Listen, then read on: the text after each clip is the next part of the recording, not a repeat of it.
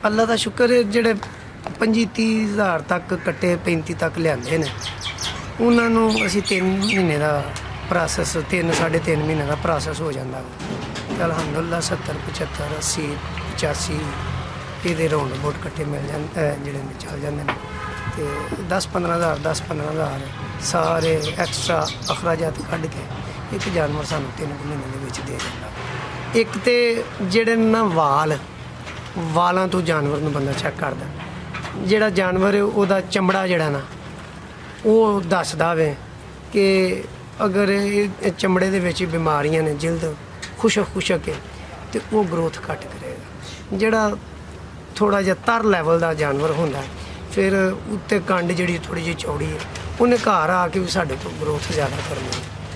ਤੇ ਜਿਹੜਾ ਦੂਸਰਾ ਉਹਦੇ ਗੋਡੇ ਜਿਹੜੇ ਨੇ ਆਪਸ 'ਚ ਵੱਜਦੇ ਹੁੰਦੇ ਨੇ, ਹੱਡੀ ਬਾਹਰ ਨਿਕਲੀ ਹੁੰਦੀ, ਕਨਕੋਲ ਜਿਹੜੀ ਹੈ ਉਹ ਜਾਨਵਰ ਜਿਹੜਾ ਨਾ ਦਵਾਈਆਂ ਤੇ ਡਾਕਟਰੀਆਂ ਬਹੁਤੀਆਂ ਇਹਦੇ 'ਤੇ ਕਰਨੀਆਂ ਪੈਂਦੀਆਂ। ਹਰ ਜਾਨਵਰ ਨੂੰ ਟੈਗ ਲਾ ਕੇ ਤੇ 7 ਦਿਨ ਬਾਅਦ ਉਹਦਾ ਵਜ਼ਨ ਕਰਨਾ। ਜਿਹੜੇ ਜਾਨਵਰ ਨੇ ਵਜ਼ਨ ਜਾਂ ਗਰੋਥ 7 ਦਿਨ ਬਾਅਦ 15 ਦਿਨ ਬਾਅਦ ਨਹੀਂ ਦੇਣੀ ਦੂਸਰਿਆਂ ਦੀ ਨਿਸਬਤ ਤੇ ਉਹਨੇ ਖਾਣਾ ਜ਼ਿਆਦਾ ਤੇ ਵਜ਼ਨ ਘੱਟ ਦੇਣਾ, ਅਸੀਂ ਉਹਨੂੰ ਫਿਰ ਕੱਢ ਦੇਣਾ। ਇਲਾਕਾ ਇਹਦੇ 'ਚ ਜਿਹੜਾ ਨਾ ਜ਼ਿਆਦਾ ਤਲਕ ਰੱਖਦਾ ਵੇ।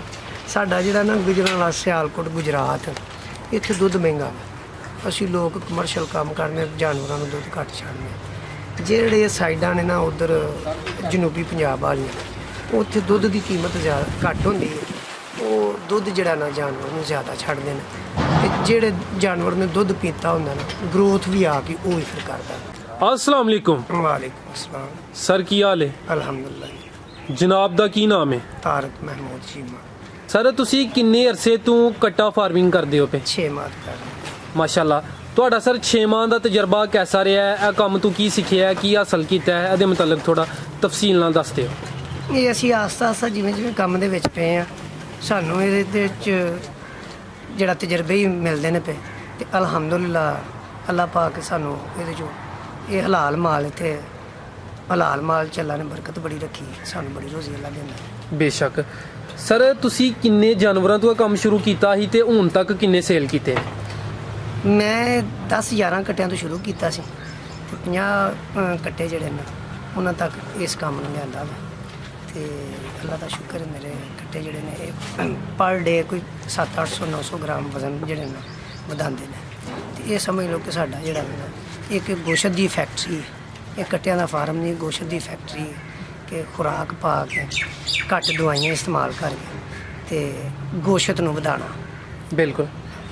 ਤੇ ਸਰ ਜਿਹੜੇ ਤੁਸੀਂ ਅੱਜ ਤੋਂ ਪਹਿਲੇ ਕੋਈ ਕੱਟੇ ਸੇਲ ਕੀਤੇ ਨੇ ਉਹਨਾਂ ਦਾ ਕੀ ਕੋਈ ਪ੍ਰੋਫਿਟ ਮਾਰਜਨ ਰਿਹਾ, ਉਹ ਤਜਰਬਾ ਕਿਹਦਾ ਰਿਹਾ? ਅੱਲਾ ਦਾ ਸ਼ੁਕਰ ਹੈ, ਜਿਹੜੇ 25-30 ਹਜ਼ਾਰ ਤੱਕ ਕੱਟੇ 35 ਤੱਕ ਲਿਆਂਦੇ ਨੇ ਉਹਨਾਂ ਨੂੰ ਅਸੀਂ 3 ਮਹੀਨੇ ਦਾ ਪ੍ਰੋਸੈਸ 3-3.5 ਮਹੀਨੇ ਦਾ ਪ੍ਰੋਸੈਸ ਹੋ ਜਾਂਦਾ ਤੇ ਅਲਹਮਦੁਲਿਲਾ 70 75 80 85 ਇਹਦੇ ਰਾਉਂਡ ਅਬਾਊਟ ਕੱਟੇ ਮਿਲ ਜਾਂਦੇ ਜਿਹੜੇ ਚੱਲ ਜਾਂਦੇ ਨੇ ਤੇ 10-15 ਹਜ਼ਾਰ 10-15 ਹਜ਼ਾਰ ਸਾਰੇ ਐਕਸਟਰਾ ਅਖਰਾਜਾਤ ਕੱਢ ਕੇ ਇੱਕ ਜਾਨਵਰ ਸਾਨੂੰ 3 ਮਹੀਨੇ ਦੇ ਵਿੱਚ ਦੇ ਦਿੰਦਾ। ਮਾਸ਼ਾਅੱਲਾ। ਯਾਨੀ ਕਿ ਤੁਹਾਡਾ ਜਿਹੜਾ ਤਜਰਬਾ ਹੈ ਕਾਮਯਾਬੀ ਦੀ ਤਰਫ ਜਾ ਰਿਹਾ ਹੈ। ਅਸੀਂ ਬੜੇ ਪੁਰਸਕੂਨ। ਸਰ ਤੁਹਾਡੇ ਜਿੰਨੇ ਵੀ ਜਾਨਵਰ ਨੇ ਮਾਸ਼ਾਅੱਲਾ ਉਹਨਾਂ ਦੀ ਸਿਹਤ ਕਾਫੀ ਅੱਛੀ ਹੈ। ਇਹਨਾਂ ਦੀ ਸਿਹਤ ਦਾ ਕੀ ਰਾਜ਼ ਹੈ? ਤੁਸੀਂ ਇਹਨਾਂ ਨੂੰ ਕਿਸ ਕਿਸਮ ਦੀ ਜਿਹੜੀ ਫੀਡ ਹੈ ਜਾਂ ਖੁਰਾਕ ਹੈ ਉਹਨਾਂ ਤੇ ਤਿਆਰ ਕਰਦੇ ਹੋ? ਇਹਨਾਂ ਨੂੰ ਅਸੀਂ ਆਪਣਾ ਹੀ ਜਿਹੜਾ ਨਾ ਸਾਈਲੇਜ ਤਿਆਰ ਕਰਨਾ, ਉਹ ਸਾਈਲੇਜ ਜਿਹੜਾ ਤਿਆਰ ਕਰਕੇ ਅਸੀਂ ਇਹਨਾਂ ਨੂੰ ਪਾਉਂਦੇ ਹਾਂ। ਤੇ ਇਹਦੇ ਇਲਾਵਾ ਆਪਣੀ ਇੱਕ ਛੋਟੀ ਜਿਹੀ ਮਸ਼ੀਨ ਲਾ ਕੇ ਤੇ ਵੱਡਾ ਤਿਆਰ ਕਰਕੇ ਸਾਈਲੇਜ ਦੇ ਵਿੱਚ ਇਸਤੇਮਾਲ ਕਰਨੇ ਤੇ ਪਾਉਂਦੇ ਹਾਂ। ਅੱਛਾ, ਯਾਨੀ ਸਾਈਲੇਜ ਖੁਦ ਤੁਸੀਂ ਤਿਆਰ ਕੀਤਾ ਹੈ, ਉਹ ਇਹਨਾਂ ਨੂੰ ਇਸਤੇਮਾਲ ਕਰਾਉਂਦੇ ਹੋ। ਇਸ ਤੋਂ ਇਲਾਵਾ ਕੋਈ ਵੰਡਾ ਵੀ ਸਰ ਇਸਤੇਮਾਲ ਕਰਾਉਂਦੇ ਹੋ? ਨਹੀਂ, ਕੋਈ ਹੋਰ ਵੰਡਾ ਕਮਰਸ਼ੀਅਲ ਕੋਈ ਵੰਡਾ ਨਹੀਂ ਅਸੀਂ ਇਸਤੇਮਾਲ ਕਰਾਉਂਦੇ। ਅੱਛਾ। ਤੇ ਸਾਈਲੇਜ ਦਾ ਤਰੀਕਾ ਇਸਤੇਮਾਲ ਕੀ ਹੈ ਤੇ ਰੋਜ਼ਾਨਾ ਫੀ ਜਾਨਵਰ ਕਿੰਨਾ ਸਾਈਲੇਜ ਹੋਣਾ ਚਾਹੀਦਾ ਹੈ? ਇਹ ਜਦੋਂ ਅਸੀਂ ਛੋਟੇ ਲਿਆਉਂਦੇ ਹਾਂ ਉਦੋਂ ਤੋਂ 3-4 ਕਿਲੋ ਸਾਈਲੇਜ ਤੋਂ ਇੱਕ ਜਾਨਵਰ ਇੱਕ ਟਾਈਮ ਦਾ, ਅੱਛਾ, ਯਾਨੀ 24 ਘੰਟੇ ਦਾ ਸਮਝ ਲਵੋ ਕਿ 6-7 ਕਿਲੋ ਤੋਂ ਸ਼ੁਰੂ ਹੁੰਦਾ ਹੈ। 6-7 ਕਿਲੋ ਤੋਂ ਜਾਂਦੇ 14-15 ਕਿਲੋ ਤੱਕ 16 ਕਿਲੋ ਤੱਕ ਇੱਕ ਜਾਨਵਰ ਜਿਹੜਾ ਨਾ 24 ਘੰਟੇ ਦੇ ਵਿੱਚ ਸਾਈਲੇਜ ਖਾਂਦਾ ਵਾ। ਉਹਦੇ ਵਿੱਚ ਅਸੀਂ ਛੋਟੀਆਂ ਜਿਹੜੀਆਂ ਆਪਣੀਆਂ ਜਿਹੜੀਆਂ ਨੇ ਤਾਰਾ ਮੀਰਾ ਕੌੜੀ ਖਾ ਲੇ ਜਾਂ ਜਿਹੜੇ ਨੇ ਐਕਸਟਰਾ ਕੋ ਗੰਦਮ ਵਗੈਰਾ ਜਿਹੜੀ ਹੈ ਨਾ ਇਹ ਬਣਾ ਕੇ ਨਾਲ ਇੱਕ ਐਕਸਟਰਾ ਵੰਡਣ ਥੋੜਾ ਸਾਈਲੇਜ ਦੇ ਵਿੱਚ ਜਾਂ ਸ਼ੀਰਾ ਵਗੈਰਾ ਜਿਹੜਾ ਨਾ ਉਹ ਇਸਤੇਮਾਲ ਕਰਨਾ। ਅੱਛਾ, ਯਾਨੀ ਸਾਈਲੇਜ ਦੇ ਨਾਲ ਇਹ ਜਿਹੜੀਆਂ ਇਜ਼ਾਫੀ ਚੀਜ਼ਾਂ ਨੇ ਇਹ ਵੀ ਇਸਤੇਮਾਲ ਇਹ ਵੀ ਕਰਦੇ ਨਾਲ ਇਸਤੇਮਾਲ ਇਹ ਜਿਹੜਾ ਗੋਸ਼ਤ ਸ਼ੀਰਾ ਵਧਾਉਣ ਵਾਸਤੇ। ਠੀਕ ਹੈ, ਸ਼ੀਰਾ ਤਾਰਾ ਮੀਰਾ ਵਗੈਰਾ ਇਹਦਾ ਮਕਸਦ ਹੈ ਵੀ ਕਿ ਗੋਸ਼ਤ ਵਧੇ। ਇੱਕ ਤੇ ਬਿਮਾਰੀਆਂ ਦੇ ਖਿਲਾਫ ਇਹ ਕੂਵਤ ਮਦਾਫਤ ਹੁੰਦੀ ਹੈ ਇਹਦੇ ਵਿੱਚ ਜ਼ਿਆਦਾ, ਤੇ ਇਹ ਮੱਖੀ ਮੱਛਰ ਦਾ ਜਿਹੜੇ ਬਾਹਰ ਹੁੰਦੀ ਇਹਦੇ ਵਿੱਚ ਤਾਰਾ ਮੀਰਾ ਜਿਹੜਾ ਨਾ ਅੱਛਾ ਹੁੰਦਾ ਹੈ, ਤੇ ਉਹ ਨਾਲ ਅਸੀਂ ਇਸ ਸਾਈਲੇਜ ਦਾ ਇਸਤੇਮਾਲ ਕਰਦੇ ਹਾਂ। ਫਿਰ ਸ਼ੀਰਾ ਜਿਹੜਾ ਉਹ ਇਹਨਾਂ ਵਾਸਤੇ ਬਹੁਤ ਅੱਛਾ ਹੁੰਦਾ ਹੈ, ਸ਼ੀਰਾ ਵੀ ਇਸਤੇਮਾਲ ਕਰਦੇ ਹਾਂ। ਉਹਦਾ ਸਰ ਕੀ ਬੈਨੀਫਿਟ ਹੈ? ਸ਼ੀਰੇ ਦੇ ਬੈਨੀਫਿਟ ਇਹ ਹੈ ਕਿ ਉਹ ਜਿਹੜਾ ਇਹਦੀ ਗੋਸ਼ਤ ਨੂੰ ਜਿਹੜਾ ਨਾ ਜ਼ਿਆਦਾ ਮਿਕਦਾਰ ਦੇ ਵਿੱਚ ਨਾਲ ਬਣਾਉਂਦਾ ਵੇ, ਫਿਰ ਉਹ ਟੇਸਟ ਬਣਾਉਂਦਾ ਵੇ ਬੜਾ, ਉਸ ਟੇਸਟ ਨਾਲ ਇਹਨੂੰ ਖਾਂਦੇ ਨੇ ਫਿਰ। ਜ਼ਬਰਦਸਤ ਹੋ ਗਿਆ। ਤੇ ਸਰ ਤੁਸੀਂ ਸਿਰਫ ਸਾਈਲੇਜ ਇਸਤੇਮਾਲ ਕਰਦੇ ਹੋ, ਨਾਲ ਕੋਈ ਤੂੜੀ ਜਾਂ ਸਬਜ਼ ਚਾਰਾ ਵਗੈਰਾ ਬਿਲਕੁਲ ਨਹੀਂ ਇਸਤੇਮਾਲ ਕਰਨਾ ਕਿ ਉਹ ਵੀ ਕੁਝ ਇਸਤੇਮਾਲ ਕਰਨਾ ਹੈ? ਅਸੀਂ 10 ਕਿਲੋ ਫਰਜ਼ ਕਰੋ ਸਾਈਲੇਜ ਇਸਤੇਮਾਲ ਕਰਨੇ ਨੇ, ਉਹਦੇ 'ਚ 1 ਕਿਲੋ ਸਬਜ਼ ਚਾਰਾ, 1 ਕਿਲੋ ਤੂੜੀ ਇਸਤੇਮਾਲ ਕਰਨੀ, ਯਾਨੀ ਕਿ ਉਹਨਾਂ ਦੀ ਕੁਛ ਰੇਸ਼ੋ ਰੱਖੀ। ਉਹਨਾਂ ਦੀ ਰੇਸ਼ੋ ਵੀ ਰੱਖੀ ਹੁੰਦੀ ਹੈ। ਤੇ ਸਰ ਇਹ ਜਿਹੜਾ ਸਾਈਲੇਜ ਉੱਤੇ ਜਾਨਵਰ ਤਿਆਰ ਕਰਨਾ ਹੈ, ਇਹ ਤੁਹਾਡਾ ਤਜਰਬਾ ਕਿਹਦਾ ਹੈ? ਇਹਦੇ 'ਚ ਇਹ ਦੱਸੋ ਕਿ ਜਿਹੜਾ ਖਰਚਾ ਹੈ ਉਹ ਕਿੰਨਾ ਹੁੰਦਾ ਹੈ ਤੇ ਇਹਨਾਂ ਦੀ ਗਰੋਥ ਕੈਸੀ ਹੁੰਦੀ ਹੈ? ਗੱਲ ਇਹ ਵੇ ਕਿ ਜੀ ਇੰਨੇ ਜਾਨਵਰ ਵਾਸਤੇ ਨਾ ਅੱਜ ਇਹਨਾਂ ਜਾਨਵਰਾਂ ਨੂੰ ਸੰਭਾਲਣਾ ਜਿਹੜਾ ਨਾ ਇਹ ਵੀ ਬੜੇ ਮਾਇਨੇ ਰੱਖਦਾ ਹੈ। ਅਸੀਂ ਇਹਦੇ ਵਿੱਚ ਕੀ ਕਰਨਾ ਹੈ ਕਿ ਇਹ ਸਾਈਲੇਜ ਨੇ ਸਾਨੂੰ ਇੰਨੀ ਕੁ ਸਹੂਲਤ ਪੈਦਾ ਕੀਤੀ ਹੈ, ਇੰਨੇ ਜਾਨਵਰਾਂ ਨੂੰ 5-6 ਬੰਦੇ ਪੱਠੇ ਪਾਉਣ ਨਾ ਤੇ ਉਹ ਨਹੀਂ ਪੂਰੇ ਹੁੰਦੇ। ਬਿਲਕੁਲ। ਅਸੀਂ ਇਹਨਾਂ ਨੂੰ ਖੁੱਲ੍ਹਾ ਛੱਡਿਆ ਤੇ ਸਾਡਾ ਇੱਕ ਬੰਦਾ ਜਿਹੜਾ ਸਿਰਫ ਉਹਨੇ ਸਾਈਲੇਜ ਅੱਗੇ ਪਾਉਣਾ, ਪਾਣੀ ਖੁੱਲ੍ਹਾ ਛੱਡਿਆ ਵੇ, ਉਹਨੇ ਪਾਣੀ ਇਹਨਾਂ ਜਾਨਵਰਾਂ ਨੇ ਪੀਣਾ ਵੇ। ਤੇ ਸਾਡਾ ਇਹ ਜਿਹੜੀ ਅਖਰਾਜਾਤ ਤੇ ਕਾਸਟਾਂ ਨੇ ਨਾ ਇਹ ਸਾਡੀਆਂ ਬੜੀਆਂ ਘੱਟ ਜਾਂਦੀਆਂ ਨੇ। ਫਿਰ ਕਿਸੇ ਵਕਤ ਪੱਠੇ ਦਾ ਰੇਟ ਕੋਈ ਵੱਢ ਕੇ ਮਰ ਜਾਂਦੇ ਨੇ ਬੰਦੇ, ਤੇ ਅਸੀਂ ਜਿਹੜਾ ਨਾ ਇਸ ਗੱਲੇ ਮੌਸਮ ਦੇ ਵਾਧਾ ਘਾਟਾ ਬਾਰਿਸ਼ ਤੇ ਜਾਨਵਰਾਂ ਨੂੰ ਪੱਠੇ ਦਾ ਰਗੜਾ ਲੱਗ ਜਾਂਦਾ। ਸਾਡੇ ਕੋਲ ਅੱਲਾ ਦਾ ਸ਼ੁਕਰ ਹੈ ਕਿ ਸਾਈਲੇਜ ਮੌਜੂਦ ਹੁੰਦਾ, ਜਿਹਦੀ ਵਜ੍ਹਾ ਨਾਲ ਸਾਨੂੰ ਪੱਠੇ ਦੀ ਕਿੱਲਤ ਦਾ ਕੋਈ ਨਹੀਂ ਹੁੰਦਾ ਕਿ ਸਾਡੇ ਕੋਲ ਪੱਠੇ ਦੀ ਕਿੱਲਤ ਹੈ ਜਾਂ ਬੰਦਿਆਂ ਦੀ ਜਿਹੜੀ ਨਾ ਕਿ ਸਾਨੂੰ ਸੰਭਾਲਣ ਦੀ ਬੜੀ ਮੁਸ਼ਕਲ ਹੈ, ਉਹ ਸਾਡੇ ਵਾਸਤੇ ਬੜੀ ਆਸਾਨ ਹੈ। ਤੇ ਸਰ ਇਹ ਜਿਹੜਾ ਸਾਈਲੇਜ ਤੁਸੀਂ ਖੁਦ ਹੀ ਤਿਆਰ ਕਰਦੇ ਹੋ, ਤੁਹਾਨੂੰ ਪਰ ਕੇਜੀ ਜਾਂ ਫੀ ਮਣ ਕਿੰਨੇ ਰੁਪਏ 'ਚ ਪੈਂਦਾ ਹੈ? ਅਸੀਂ ਜਿਹੜਾ ਵੀ ਆਪਣੀ ਮਕਈ ਵੀ ਤਿਆਰ ਕਰਨਾ, ਕੁਝ ਅਸੀਂ ਮਕਈਆਂ ਫਿਰ ਖਰੀਦ ਵੀ ਲੈਂਦੇ ਹਾਂ, ਤੇ ਉਹ ਮੁਖਤਲਿਫ ਔਕਾਤ ਦੇ ਵਿੱਚ ਮਕਈਆਂ ਦੇ ਰੇਟ ਹੁੰਦੇ ਨੇ 50,000 ਲੱਖ 80,000 90,000। ਉਹ ਮਕਈਆਂ ਖਰੀਦ ਲੈਂਦੇ ਹਾਂ, ਤੇ ਮਕਈਆਂ ਦਾ ਫਿਰ ਸਾਈਲੇਜ ਅਸੀਂ ਆਪਣਾ ਤਿਆਰ, ਯਾਨੀ ਰੇਟ ਅਪ ਡਾਊਨ ਹੁੰਦਾ ਰਹਿੰਦਾ? ਰੇਟ ਅਪ ਡਾਊਨ ਹੁੰਦਾ ਰਹਿੰਦਾ ਮਾਰਕੀਟ। ਮਾਸ਼ਾਅੱਲਾ ਚੀਮਾ ਸਾਹਿਬ ਤੁਸੀਂ ਬੜੇ ਅੱਛੇ ਤਰੀਕੇ ਨਾਲ ਕੰਮ ਕਰਦੇ ਹੋ। ਤੇ ਸਭ ਤੋਂ ਪਹਿਲਾ ਮਰਹਲਾ ਹੁੰਦਾ ਇਹਨਾਂ ਦੀ ਖਰੀਦਦਾਰੀ। ਜੀ। ਇਹਨਾਂ ਦੀ ਖਰੀਦਦਾਰੀ ਦੇ ਮੁਤਲਕ ਥੋੜਾ ਦੱਸੋ ਕਿ ਕੱਟਾ ਕਿਸ ਕਿਸਮ ਦਾ ਲੈਣਾ ਹੈ, ਉਹਦਾ ਵਜ਼ਨ ਕਿੰਨਾ ਹੋਏ ਤੇ ਕਿੰਨੇ ਪੈਸੇ ਵਿੱਚ, ਕਿੰਨੇ ਰੁਪਏ ਵਿੱਚ ਇਹਨੂੰ ਖਰੀਦਿਆ ਜਾਏ? ਦੇਖੋ ਹੁਣ ਇੱਕ ਚੀਜ਼ ਮੰਡੀਆਂ ਦੇ ਵਿੱਚ ਜਾਈਏ ਵੀ ਤੇ ਹੋਵੇ 20,000 ਦੀ, ਤੇ ਵਪਾਰੀ ਤੇ ਮੰਗ ਲੈਂਦਾ ਨਾ ਉਹਦਾ 30,000 ਰੁਪਇਆ। ਲੇਕਿਨ ਇਹ ਵੇ ਕਿ ਕਮ ਅਜ਼ ਕਮ 150-200 ਕਿਲੋ, 150-200 ਕਿਲੋ, 125 ਕਿਲੋ ਤੋਂ ਛੋਟਾ ਜਾਨਵਰ ਨੇ ਲੈਣਾ ਚਾਹੀਦਾ। ਇਹ ਲਾਈਵ weight ਲਾਈਵ ਵੇੜੀ ਯਾਨੀ ਕਿ 150 ਜਾਂ 150 ਤੋਂ ਜ਼ਿਆਦਾ ਹੋਏ? ਜ਼ਿਆਦਾ ਹੋਣਾ ਚਾਹੀਦਾ। ਇਹ ਕੀ ਵਜ੍ਹਾ ਕਿ ਕਮ ਵਜ਼ਨ ਕਿਉਂ ਨਹੀਂ ਲੈਣਾ? ਕਮ ਵਜ਼ਨ ਜਿਹੜਾ ਨਾ ਉਹਦੇ 'ਚ ਜਿਹੜਾ ਨਾ ਉਹ ਫਿਰ ਡਾਕਟਰੀਆਂ ਉਹਨਾਂ ਨਾਲ ਬਹੁਤੀਆਂ ਕਰਨੀਆਂ ਪੈਂਦੀਆਂ ਨੇ। ਫਿਰ ਉਹਦਾ ਪੀਰੀਅਡ ਜਿਹੜਾ ਨਾ ਇਹਨਾਂ ਦਾ 3 ਮਹੀਨਿਆਂ ਦਾ ਪੀਰੀਅਡ ਹੁੰਦਾ। ਜਿਹੜਾ ਛੋਟੇ ਵਜ਼ਨ ਵਾਲਾ ਹੋਵੇ ਨਾ ਜਾਨਵਰ, ਉਹਦਾ ਪੀਰੀਅਡ 4 ਤੋਂ 5 ਮਹੀਨੇ ਦਾ ਹੋ ਜਾਂਦਾ। ਦੂਸਰੇ ਨੰਬਰ ਤੇ ਉਹ ਮੌਸਮ ਦੇ ਵਿੱਚ ਜਿਹੜਾ ਨਾ ਸਰਦੀ ਦਾ ਮੌਸਮ ਆਵੇ ਜਾਂ ਜ਼ਿਆਦਾ ਗਰਮੀ ਦਾ ਮੌਸਮ ਆਵੇ, ਤੇ ਜਿਵੇਂ ਬੱਚੇ ਦੇ ਵਿੱਚ ਗਰਮੀ ਵੀ ਜ਼ਿਆਦਾ ਉਹਨੂੰ ਲੱਗਦੀ ਹੈ, ਬੱਚੇ ਨੂੰ ਸਰਦੀ ਵੀ ਜ਼ਿਆਦਾ ਲੱਗਦੀ, ਉਹਦੀ ਕੇਅਰ ਜ਼ਿਆਦਾ ਕਰਨੀ ਪੈਂਦੀ ਹੈ। ਇਹ ਜਿਹੜਾ ਵਜ਼ਨ ਹੈ ਨਾ 200 ਪੌਣੇ 200 150 ਕਿਲੋ ਵਾਲਾ, ਇਹਦੇ 'ਚ ਜਿਹੜਾ ਨਾ ਇਹ ਜਾਨਵਰ ਆਪਣੇ ਪੈਰਾਂ 'ਤੇ ਆਪ ਖਲੋਤਾ ਹੁੰਦਾ ਹੈ।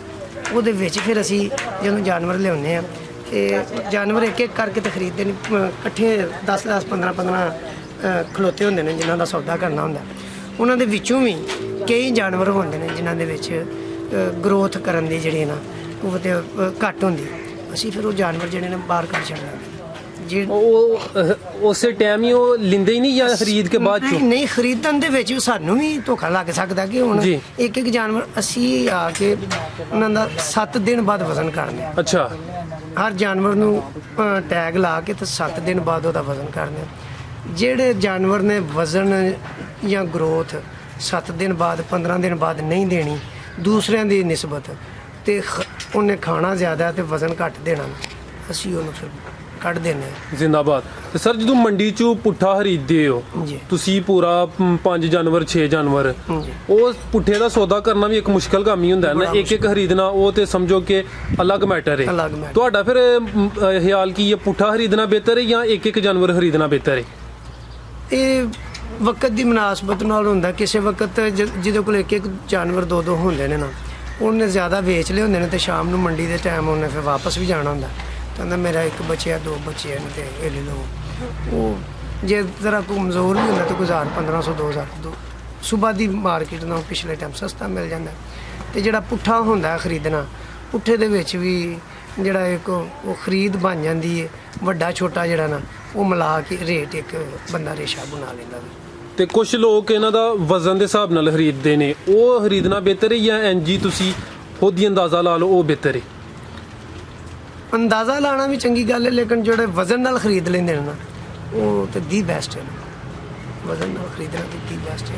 ਅੱਛੀ ਤੇ ਬਾਤ। ਕਟਿਆਂ ਦੀ ਵੀ ਕੋਈ ਨਸਲ ਹੁੰਦੀ ਹੈ, ਯਾਨੀ ਕਿ ਜਿਹੜੀ ਗਰੋਥ ਜ਼ਿਆਦਾ ਕਰਦੀ ਹੈ, ਇੰਜ ਹੀ ਤੁਸੀਂ ਕੋਈ ਇਹਨਾਂ ਦੀ ਜਸਾਮਤ ਵਗੈਰਾ ਵੇਖ ਕੇ ਨਹੀਂ, ਲੈਂਦੇ? ਕੱਟਿਆਂ ਦੀਆਂ ਵੀ ਨਸਲਾਂ ਨੇ। ਤੇ ਕਿਹੜੀ ਨਸਲ ਜ਼ਿਆਦਾ ਵਜ਼ਨ ਕਰਦੀ ਹੈ ਤੇ ਉਹਦੀ ਕੋਈ ਨਸਲ ਨਹੀਂ, ਇਲਾਕਾ ਇਹਦੇ ਚ ਜਿਹੜਾ ਨਾ ਜ਼ਿਆਦਾ ਤਲਕ ਰੱਖਦਾ ਵੇ। ਸਾਡਾ ਜਿਹੜਾ ਨਾ ਗੁਜਰਾਂ ਵਾਲਾ ਸਿਆਲਕੋਟ ਗੁਜਰਾਤ, ਇੱਥੇ ਦੁੱਧ ਮਹਿੰਗਾ ਵਾ। ਅਸੀਂ ਲੋਕ ਕਮਰਸ਼ੀਅਲ ਕੰਮ ਕਰਨੇ, ਜਾਨਵਰਾਂ ਨੂੰ ਦੁੱਧ ਘੱਟ ਛੱਡਦੇ। ਜਿਹੜੇ ਸਾਈਡਾਂ ਨੇ ਨਾ ਉਧਰ ਜਨੂਬੀ ਪੰਜਾਬ ਵਾਲੀਆਂ, ਉੱਥੇ ਦੁੱਧ ਦੀ ਕੀਮਤ ਜ਼ਿਆਦਾ ਘੱਟ ਹੁੰਦੀ ਹੈ। ਉਹ ਦੁੱਧ ਜਿਹੜਾ ਨਾ ਜਾਨਵਰ ਨੂੰ ਜ਼ਿਆਦਾ ਛੱਡਦੇ ਨੇ। ਤੇ ਜਿਹੜੇ ਜਾਨਵਰ ਨੇ ਦੁੱਧ ਪੀਤਾ ਹੁੰਦਾ ਨਾ, ਗਰੋਥ ਵੀ ਆ ਕੇ ਉਹ ਹੀ ਫਿਰ ਕਰਦਾ। ਫਿਰ ਉਹ ਖੁਸ਼ਕ ਇਲਾਕੇ ਦੇ ਹੁੰਦੇ ਨੇ ਸਾਡੇ ਪਾਸੇ, ਜਦੋਂ ਆ ਕੇ ਖੁਰਾਕ ਖਾਂਦੇ ਨੇ ਤੇ ਉਹ ਇੱਕ ਇਲਾਕੇ ਦਾ ਕਰਾਸ ਵੀ ਹੋ ਜਾਂਦਾ ਵਾ। ਤੇ ਜਿਹੜੀ ਇਹਨਾਂ ਦੀ ਇੱਥੋਂ ਖੁਰਾਕ ਉਹਨਾਂ ਨੂੰ ਅੱਛੀ ਮਿਲਦੀ ਹੈ ਤੇ ਉਹ ਖੁਰਾਕ ਦੇ ਸਿਰ ਤੇ ਫਿਰ ਉਹ ਵਜ਼ਨ ਆ ਕੇ ਜ਼ਿਆਦਾ ਕਰਦਾ। ਬਿਲਕੁਲ। ਤੇ ਸਰ ਜਿਹੜਾ ਅੱਛਾ ਕੱਟਾ ਹੈ, ਜ਼ਿਆਦਾ ਗਰੋਥ ਵਾਲਾ, ਉਹਦੀਆਂ ਕੋਈ ਚੰਦ ਇੱਕ ਖੂਬੀਆਂ ਦੱਸੋ, ਨਿਸ਼ਾਨੀਆਂ ਦੱਸੋ, ਯਾਨੀ ਕਿ ਜਿਹੜਾ ਕੋਈ ਆਮ ਆਦਮੀ ਖਰੀਦਣ ਜਾਏ ਉਹ ਵੀ ਉਹ ਨਿਸ਼ਾਨੀਆਂ ਦੇ ਮੁਤਾਬਕ ਨਾ ਜਾਨਵਰ ਖਰੀਦ ਸਕੇ। ਜਾਨਵਰ ਜਿਹੜਾ ਸਾਹਮਣੇ ਨਜ਼ਰ ਆਉਂਦਾ ਉਹਦੇ ਇੱਕ ਤੇ ਜਿਹੜੇ ਨਾ ਵਾਲਾਂ ਤੋਂ ਜਾਨਵਰ ਨੂੰ ਬੰਦਾ ਚੈੱਕ ਕਰਦਾ। ਜਿਹੜਾ ਜਾਨਵਰ ਹੈ ਉਹਦਾ ਚਮੜਾ ਜਿਹੜਾ ਨਾ ਉਹ ਦੱਸਦਾ ਵੇ ਕਿ ਅਗਰ ਇਹ ਚਮੜੇ ਦੇ ਵਿੱਚ ਬਿਮਾਰੀਆਂ ਨੇ, ਜਿਲਦ ਖੁਸ਼ਕ ਹੈ ਤੇ ਉਹ ਗਰੋਥ ਘੱਟ ਕਰੇਗਾ। ਜਿਹੜਾ ਥੋੜਾ ਜਿਹਾ ਤਰ ਲੈਵਲ ਦਾ ਜਾਨਵਰ ਹੁੰਦਾ, ਫਿਰ ਉੱਤੇ ਕੰਡ ਜਿਹੜੀ ਥੋੜੀ ਜਿਹੀ ਚੌੜੀ ਹੈ, ਉਹਨੇ ਘਰ ਆ ਕੇ ਵੀ ਸਾਡੇ ਤੋਂ ਗਰੋਥ ਜ਼ਿਆਦਾ ਕਰਨੀ ਹੈ। ਤੇ ਜਿਹੜਾ ਦੂਸਰਾ ਉਹਦੇ ਗੋਡੇ ਜਿਹੜੇ ਨੇ ਆਪਸ 'ਚ ਵੱਜਦੇ ਹੁੰਦੇ ਨੇ, ਹੱਡੀ ਬਾਹਰ ਨਿਕਲੀ ਹੁੰਦੀ, ਕਨਕੋਲ ਜਿਹੜੀ ਹੈ, ਉਹ ਜਾਨਵਰ ਜਿਹੜਾ ਨਾ ਦਵਾਈਆਂ ਤੇ ਡਾਕਟਰੀਆਂ ਬਹੁਤੀਆਂ ਇਹਦੇ ਤੇ ਕਰਨੀਆਂ ਪੈਂਦੀਆਂ। ਤੇ ਸਰ ਜਦੋਂ ਤੁਸੀਂ ਜਾਨਵਰ ਖਰੀਦ ਕੇ ਲੈ ਆਉਂਦੇ ਹੋ, 3 ਮਹੀਨੇ ਨੂੰ ਰੱਖਦੇ ਹੋ, 3 ਮਹੀਨੇ ਦੇ ਦੌਰਾਨ ਕਿੰਨੀ ਦਫਾ ਵੈਕਸੀਨੇਸ਼ਨ ਜਾਂ ਡੀਵਰਮਿੰਗ ਕਰਾਉਂਦੇ ਹੋ? ਅਸੀਂ ਜਾਨਵਰ ਦੀ ਆਉਂਦੀ ਜਿਹੜੀ ਹੈ ਨਾ ਐਡਵਰਮਿੰਗ ਕਰਵਾਉਂਦੇ ਹਾਂ ਪਹਿਲਾਂ, ਫਿਰ ਆਉਂਦੇ ਹੀ ਇਹਨਾਂ ਦੀ ਵੈਕਸੀਨ ਜਿਹੜੀ ਹੈ ਨਾ ਕਰਵਾਉਂਦੇ ਹਾਂ। ਫਿਰ ਇਹਨਾਂ ਨੂੰ ਹਰ 15 ਦਿਨ ਬਾਅਦ ਇੰਜੈਕਸ਼ਨ ਜਿਹੜਾ ਨਾ ਜਿਲਦ ਦੇ ਵਿੱਚ ਲਵਾਉਂਦੇ ਹਾਂ। ਜਿਹੜੇ ਜਿਲਦ ਦੀਆਂ ਤੇ ਇਹਦੀਆਂ ਨੇ ਇਹ ਉਜਰੀ ਦੀਆਂ ਬਿਮਾਰੀਆਂ ਉਹ ਖਤਮ ਕਰਦੇ ਨੇ। ਉਹ ਵੈਕਸੀਨ ਜਿਹੜੀ ਹੈ ਇਹ ਅਸੀਂ ਹਰ ਮਹੀਨੇ ਬਾਅਦ ਇਹਦੀ ਜਿਹੜੀ ਹੈ ਨਾ ਗਲਗੋਟੂ, ਮੋਖਰ, ਗੰਬੋਰੋ, ਇਹਨਾਂ ਦੀ ਅਸੀਂ ਵੈਕਸੀਨ ਜਿਹੜੀ ਹੈ ਨਾ, ਇਹ 3 ਵੈਕਸੀਨਾਂ ਜਿਹੜੀਆਂ ਨੇ ਆਉਂਦੇ ਕਰਵਾਉਣੀਆਂ। ਤੇ ਖੁਦ ਹੀ ਕਰ ਲੈਂਦੇ ਜਾਂ ਕੋਈ ਡਾਕਟਰ ਸਾਹਿਬ ਹੁੰਦੇ ਨੇ? ਨਹੀਂ, ਬਕਾਇਦਾ ਅਸੀਂ ਜਿਹੜਾ ਡਾਕਟਰ ਜਿਹੜਾ ਪ੍ਰੋਵਾਈਡ ਕੀਤਾ ਹੈ ਤੇ ਉਹ ਸਾਡਾ ਵਿਜ਼ਿਟ ਆ ਕੇ ਜਿਹੜਾ ਉਹਦਾ ਕੰਮ ਹੈ ਕਰਨਾ।